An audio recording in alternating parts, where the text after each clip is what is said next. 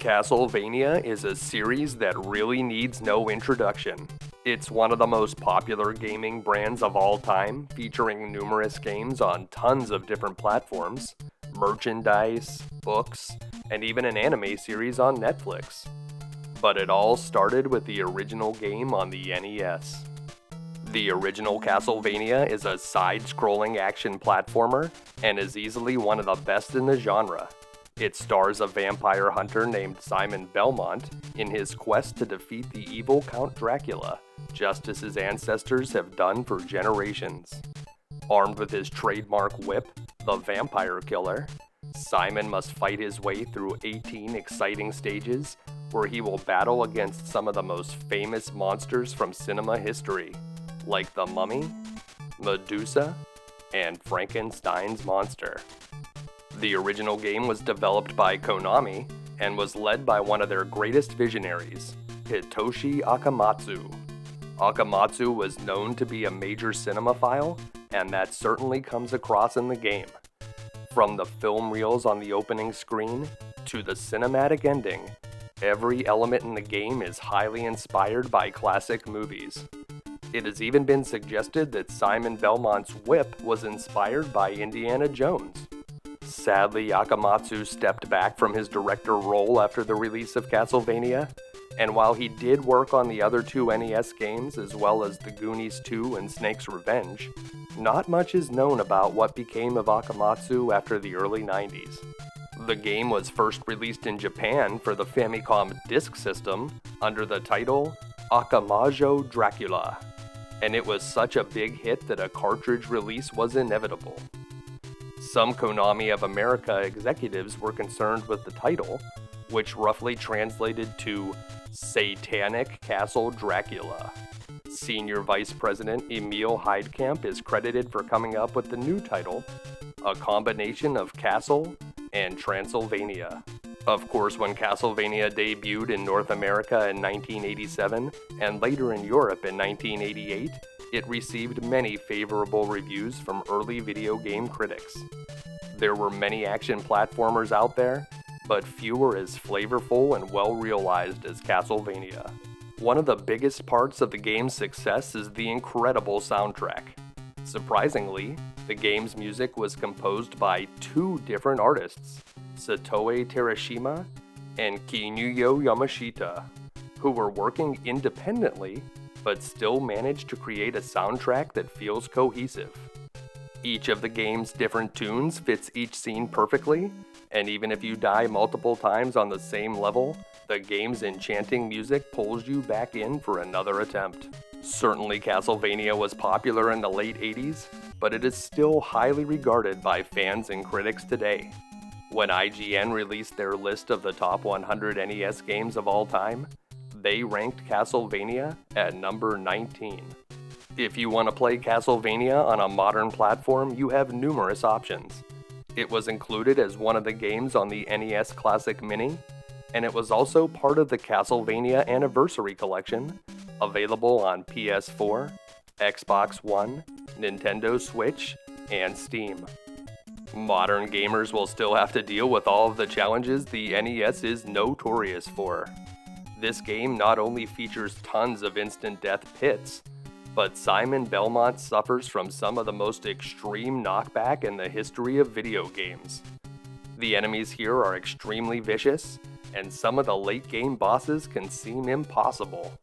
But what if I told you about secret shortcuts you can use to get through these difficult levels quickly? What if I told you the location of every secret treasure, wall meat, and extra life? And what if I told you how to defeat every boss, even Count Dracula himself?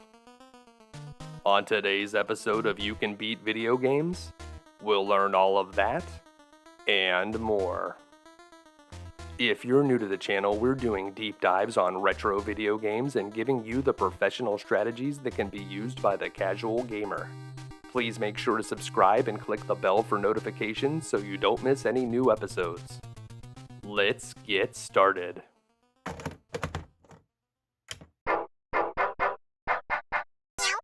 Alright, Castlevania.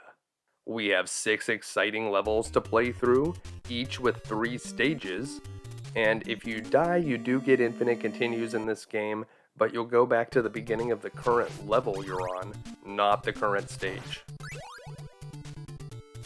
As we start here in stage 1, we can destroy these torches to get some whip upgrades. The first increases our damage, and the second increases the whip's length. Grab the dagger and then jump over the door to reveal a hidden treasure, and then we're on to the next part of stage 1. In here there's actually enemies to fight, and if you press up and B we can use that dagger. Now you'll notice that there are hearts in most of the candles that you attack. The hearts do not give you your health back. No, they're ammo for the sub-weapons. Every heart you find is another use of the dagger, so try to grab up as many as you can. This leopard will jump right over you as you ascend the stairs, and there are some candles up there to whip, so you might want to head up to the top. Watch out for another black leopard when you get up there though, try to whip him from far away. And when you get down on the bottom, we can hit this candle on the left, but if we hit the brick on the left side here, jump up and hit it, there's a hidden treasure inside. Now in this game, points can give you extra lives. Whenever you reach 30,000 points, you'll get an extra life, and then you'll get an additional extra life for every 50,000 points after that. Make your way up the stairs, and if you whip these candles, we'll find the rosary or cross item, which will destroy all the enemies on the screen, but it's like we were just about to go through the door anyway, so who cares? We can skip almost the entirety of stage 2 if we can perform a very difficult trick. Jump from here and damage boost off the right side of that bat. If you do it right, you can get up on top of that wall, and then just walk over to the door. But instead, we can destroy the wall down here, and I'll show you what we could have skipped. Down the stairs, we'll meet our first fishman enemies, and you do need to be careful that they don't hit you and knock you into the water, which is instant death. If we come over here to the right, we can find the clock or stopwatch item, which can freeze time and is very convenient. And if you come down here and kneel, we can find another hidden treasure. The thing about the stopwatch though is it consumes 5 hearts per use, while all the other sub-weapons only use 1, so it's a little bit pricey. As you can see, we're back to the spot where we could have come to from the shortcut, and up here we can go through the door, and we're on to stage 3. I'll demonstrate the power of the stopwatch here at the beginning of stage 3. You can see how it freezes all of the enemies, but it doesn't last for very long and it does use a lot of hearts.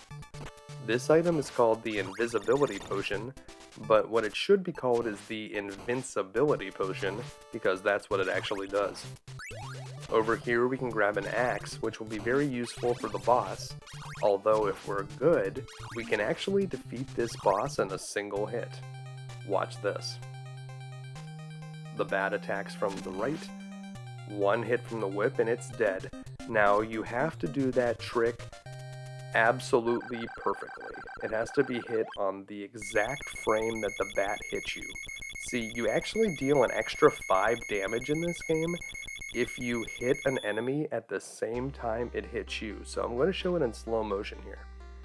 Come up here to this spot, and when the bat is just about past the second pillar, that's when you need to swing the whip.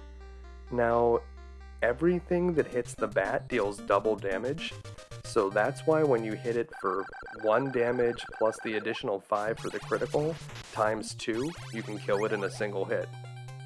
If you don't get the critical hit, you can just come down here, there's a double shot hidden in the wall, which is very convenient, and just start lobbing axes at the bat from the lower right corner, and he will go down very quickly. And that's it. We've completed level 1 of Castlevania. See, this game's not too tough. Luckily, level 2 is also easy. The way damage works in this game is all of the enemies on the same stage will deal the same amount of damage, and for all the stages within levels 1 and 2, that amount of damage is only 2. We won't start taking 3 damage until level 3. You want to make sure to grab the boomerang and then break the wall and enter the space that you broke to reveal a crown, which is worth a whopping 2,000 points. And you can see the power of the boomerang sub-weapon here. Unlike the dagger that we had before, the boomerang penetrates enemies and then it returns to you for more hits. It's pretty awesome. If you break this block, you'll reveal a double shot tile, so now we can have 2 boomerangs on the screen at the same time. Over here, you want to just try to walk onto this moving platform, but if you miss it, you'll fall onto the platform below, so it's actually kind of difficult to mess that up. Enter the door and we'll be on to Stage 5. Here at the beginning of Stage 5, we'll first encounter the infamous Medusa head enemies. Now, unless you don't already have a sub-weapon, you don't want to jump up and get that dagger, because if you just keep moving forward, you'll be able to easily avoid the Medusas. Standing on top of that 2-block platform for a moment will make a 2,000 point treasure chest appear, and if you did get the dagger, that's okay, because we're about to get a much more powerful sub-weapon in Stage 6. Wait at the end of this platform for the Medusa head to pass over before you jump, and then duck to avoid the next one. It's actually very easy to damage boost off of a Medusa head and get up onto this platform, and then you can just go right through the door to Stage 6. That's a really good shortcut. Now if you want to see what we skipped, over here on the right there is a hidden pork chop, but if you don't already have a ton of damage on you, you don't really need this pork chop, because there's going to be another one right at the beginning of Stage 6. So collect it if you really need it, but I do recommend using the damage boost, although you can collect a stopwatch over here, which can freeze the instant death crushers which are ahead. So if you do struggle with those crushers, grabbing the stopwatch is a good reason to go over to that other part. And we're heading through the door into Stage 6. If you need it, the pork chop is right here before you drop down. If you miss it, you won't be able to jump back up there. We can collect a few more hearts, and we'll show you what the stopwatch can do. These crushers are instant death, but you almost definitely want to grab the holy water here in that very first candle after the first crusher. You see that you can duck under the second crusher, but don't try to duck under the other two. They will definitely kill you. Getting hit by a crusher is instant death. If you break this brick, you can get a double shot, which is going to be really awesome with the holy water. And if you attack right here, you'll be able to take out this dragon skull cannon, which is more commonly known as a bone pillar. You can see how I used the holy water on that bone pillar and was able to walk right through it. The holy water is extremely powerful, so be careful not to accidentally pick up a randomly spawning other sub-weapon as you walk through here. But we could try to collect some hearts. Now if you just walk to the left, the Medusa heads won't get you. It's when you turn around to the right and spawn one from the other side that you get into trouble. And up here is the second boss, the Queen Medusa. Now if you have the holy water and some hearts, this is just super easy. You can stun lock her with the holy water, and you can work in a few whip shots if you want to. But even if you don't have the holy water, Medusa isn't too hard. Just stay over on the left side and whip rapidly, and you should be able to take her out. And that's it. We're on to level 3. There's a serious difficulty spike here in level 3. Enemies will do you 3 damage now. You'll see here at the beginning we'll encounter some hunchback enemies, which are also known as flea men. So there's one. You just want to wait for it to jump off and then quickly hit it with the whip when it lands. So wait and then whip. Now if you don't do that, it could start jumping all over the place and then you'll be in trouble. If you did get hit, there's a hidden pork chop right here in the block. Make your way over to the left and watch out for this bone-tossing skeleton. You can hit it from below and try to stay under the arc of its bone. Head on up the stairs. In this section, we first encounter the raven enemies, and they fly around very randomly and erratically. If they get above you like that, a lot of times you can just wait for them to fly off screen, but ideally you want to try to hit them as soon as they start moving. Now over here, if you stay on the stairs, you won't get knocked back. You can't take any knockback when you're on the stairs, so that's a good way to deal with that Raven. And if you just wait over here at the end of that platform, we can get another hidden treasure. Make your way across to the right if you have holy water. That's a very easy way to deal with this skeleton. Otherwise, you'll have to jump down there and deal with him. And you want to avoid grabbing that axe unless you don't have the holy water already. Make your way through the door and we'll be into Stage 8.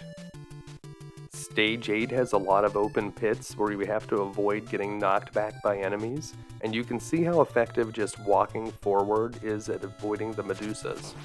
If you wait for that skeleton to drop down, you can deal with him, and here you can grab the Boomerang, which is very useful in this stage, although if you'd prefer to stay with the fully powered up holy water, that's a valid option as well. Make your way over to the right, and if you crouch down right here near that ivy, you'll find a hidden treasure chest worth 1,000 points. Whip this Raven right as it swoops down, and there's a stopwatch over here if you prefer it, but the Boomerang is actually the easiest way to deal with the enemies here on Stage 8. Just try to hit them from afar. Watch how easy it is to take out these Ravens, and from the end of this platform you can actually hit this bone pillar. The Boomerang will even kill its fireballs, and that's actually a pretty annoying trap right there. Normally you would try to jump across and get hit by the fireballs and then knocked backwards into the pit. And that's it. We're on to stage number 9. Now you may notice that we just got the double shot tile. The reason why that appeared is because we hit 10 enemies with our Boomerang sub-weapon. The Boomerang actually can score multiple hits a lot of the times. So then all you need to do is hit a candle that doesn't have a fixed item drop inside, and suddenly a double shot tile will appear. You could also get it from an enemy drop. Make sure to take out these skeletons before you jump across. And over here there's some Medusa heads. I like to use the boomerangs so that I can take out this bone pillar from far away. And right down here in the boss room, if you walk to the left, you can spawn a treasure that is impossible to collect. Very strange. You probably don't want that dagger if you have the boomerang, and the easiest way to defeat the mummy boss is to come up here on the left. So just climb all the way up here and just keep walking to the left, and that will make the mummies move over there to the left, and then you can easily just drop down and unload on them. If you don't have the boomerangs, just attack them with the whip, but if you hit 2 enemies when they're on top of each other, you actually deal a lot of extra damage. So this boss is actually easier because it's 2 bosses instead of just 1. At the beginning of level 4, we drop down a pit into the castle sewage system.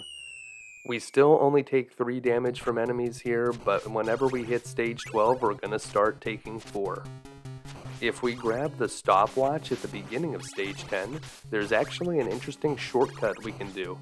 At the top of this next spot, if you jump to spawn a high bat and freeze it just in that spot, you can jump and damage boost off the right side of the bat, and then you can skip all of that nonsense below. This is called the cave skip. But we want to make sure that we also get the holy water up there. That's the only fixed holy water location in level 4, and you're definitely going to want it for the boss.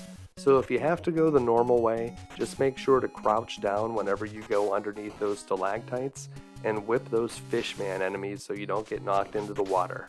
Now there is another glitch I want you to see here, but I have a special cameo from Karmajolt to introduce it.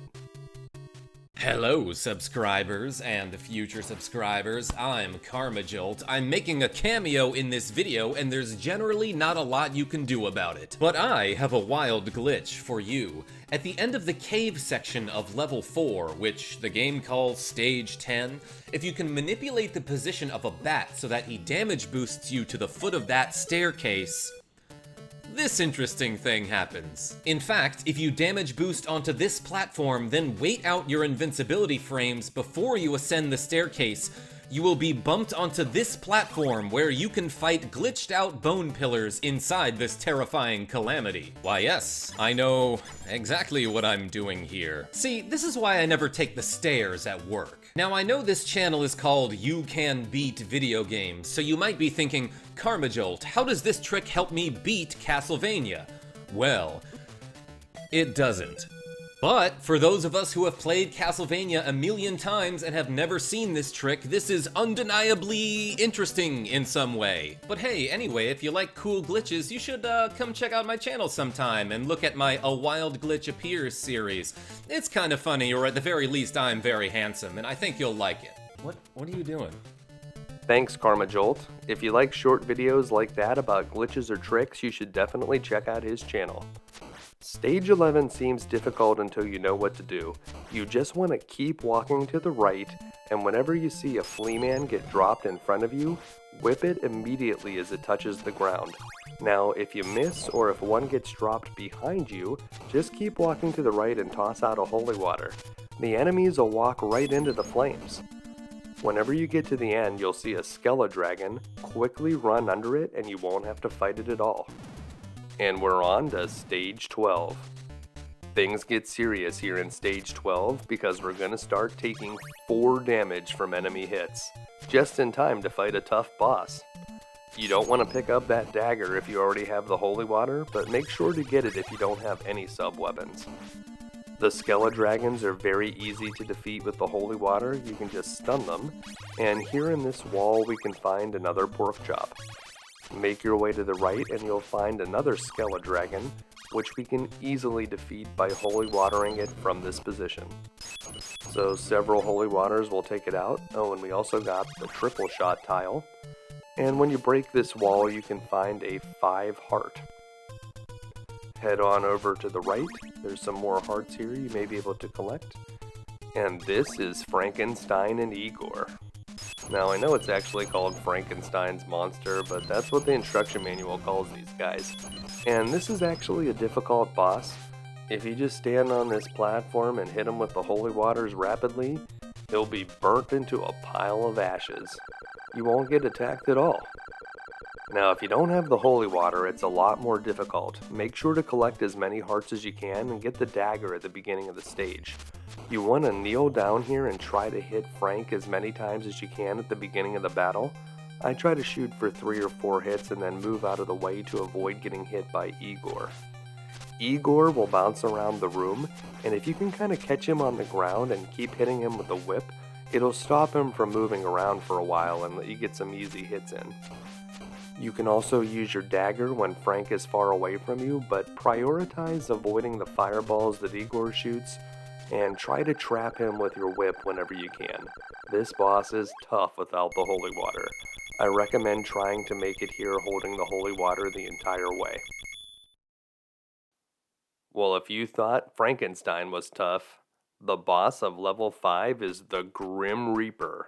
That's right, it's Death himself.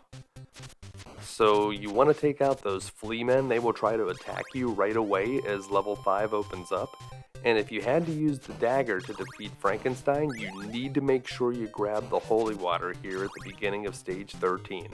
Unfortunately, this is the only holy water in all of level 5, so if you want to hold it until you get to the boss, which is something that you definitely want to try to do, that means you need to make it through the entirety of level 5 without dying, and you also can't pick up any other sub-weapons.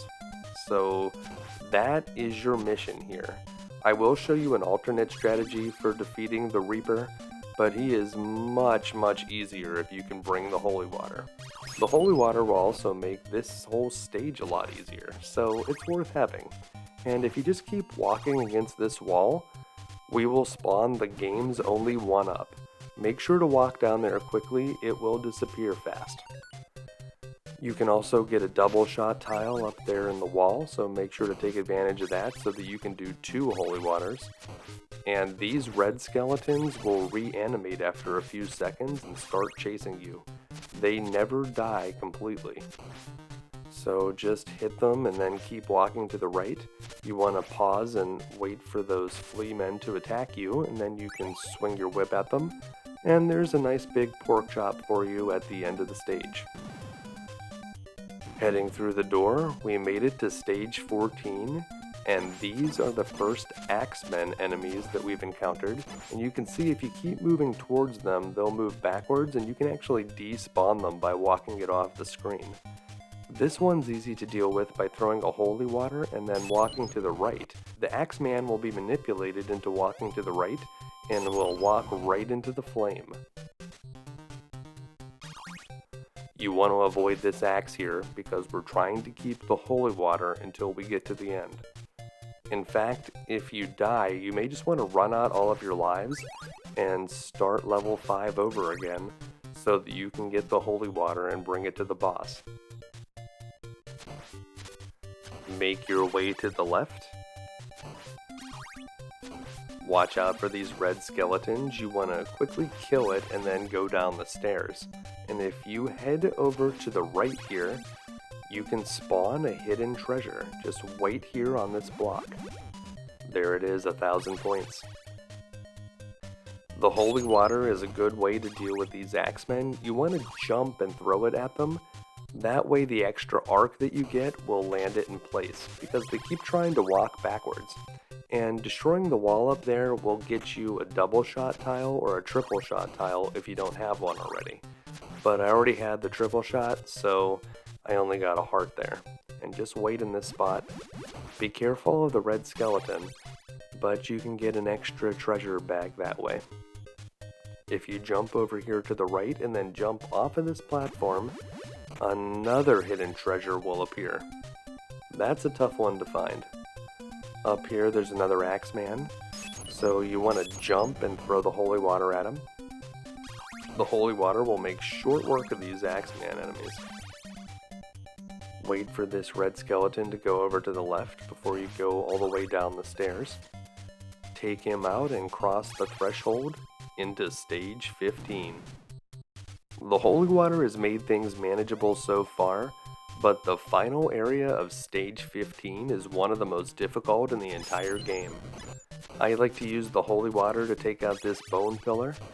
It's a lot easier than trying to time your whip strikes to make sure to hit its fireballs. You don't want to take any unnecessary hits here. If you don't have any sub-weapons, you should grab the boomerang there, but definitely avoid it if you have the holy water. Just don't go all the way up the stairs and attack that bone pillar so that its fireballs will sail over your head. There is a pork chop here at the end, so destroy the wall and grab it. You're going to want every point of health you can get for this part. This is the hallway of death. Ideally, you just want to jump and toss a holy water onto these Axeman enemies, and then just walk right through them. You just want to hurry through this area as quickly as possible to avoid the Medusas. And then once you walk into the center, the boss will spawn, so just start throwing holy waters early. You don't want to give death a chance to move at all. So just keep lobbing those holy waters, and he'll go down super fast. If you have to use the boomerangs, it is a bit harder. Ideally, you'll have a double or triple shot before you get up here, but if you don't, try to avoid hitting these candles so that you can score some hits on the Reaper with your boomerang and also hit some of his scythes. And once you get a bunch of hits, you can try to hit the candles and hopefully get a double shot icon. Once you can put at least 2 boomerangs on the screen, it gets a lot easier. The boomerangs will help clear the scythes, which you should also try to whip at any opportunity. Just keep throwing the boomerangs rapidly, and the Grim Reaper should go down pretty fast. Much harder than if you had the holy water though, so it does pay to try to bring the holy water up here if you can. And that's it. We're on to the final level. Level 5 was pretty challenging, but level 6 is actually a good bit easier, not including the boss, of course. Here at the beginning, you can grab an axe sub-weapon if you have a sub-weapon that you don't need. It's actually fairly useful against the phantom bat monsters here, which have been demoted from a boss and are now just a standard enemy. Try to jump over this one and just keep making your way to the left, and definitely grab the stopwatch here. I like to use it right away to avoid that phantom bat, and just keep holding left and jumping, and most of these ones will just get right out of your way. There's a big heart at the end of the stage there. Head on through the door and into level 17. Now if you push over to the right, that skeleton will jump up on the platform with you and you can kill him before you jump down. That's a good idea because he could knock you back into the pit if you're not careful. Be careful up here, you don't want to fall down the stairs. So make sure to jump over the stairs. You can actually fall down there and die. As you come up the stairs here, you're going to see why we wanted the stopwatch. Make sure to grab as many hearts as you can so you can use it. And you're going to want to freeze time so you can break the wall and grab a pork chop over there if you need it. Down here, there's an insane hidden treasure you can get by heading over to that spot. It's probably not worth getting though. Just make your way down and climb up the stairs, and there's also a hidden double shot tile here, but if you have the stopwatch, there's no need to get it. It won't do anything for you. And this is it. All we need to do now is head up the stairs and exit through the door. We're into stage 18. This is the lair of Dracula. You probably want to grab the boomerang, and you can fill up on hearts here. As long as you don't go too deep into Dracula's room, he won't appear, and you can actually walk backwards, go down the stairs, and come back in here and fill up on more hearts. And you can do this as many times as you want. It would be good to have a decent number of hearts for fighting Dracula. Also, if you die and have to continue, you'll actually come back at stage 18, which is very generous of the programmers. I like to just run in here and grab the holy water so I don't mess it up later, but do not hit any of those other candles. The first thing that we want to do is throw a holy water at Dracula's feet. You won't actually damage him with the holy water, but you'll get a bunch of hits, and then whenever you hit a candle, you'll get the double shot. If you do it again, you can get the triple shot as well, so that's a very easy way to set yourself up for the second form. Then we just have to deal with Dracula here. If you keep moving around, it'll be easier to avoid him, and as soon as he appears, you want to be about 4 blocks away, wait until he opens his cape, then jump and attack his head. You need to wait until he opens the cape though, or you'll be jumping and he'll hit you in the air with his fireballs. It's possible to get a critical hit on him by hitting the fireballs at the exact same frame that you hit his face, but it's very risky and you take 4 damage at this point, so I usually just try to stay safe. If he appears right on top of you, make sure to move away from him and don't move through Dracula or you'll almost definitely get hit. And once you hit him the last time, the head pops off and he transforms into his ultimate form. This form is known as the Spirit of Dracula, or more casually, it's called the Cookie Monster. The Cookie Monster is actually very easy to defeat if we set ourselves up at the beginning of the battle with the Holy Water and the Triple Shot modifier. Also, we're going to need a decent number of hearts, but if you don't have as many hearts, you can try to mix in some whip attacks as you're Holy Watering this guy.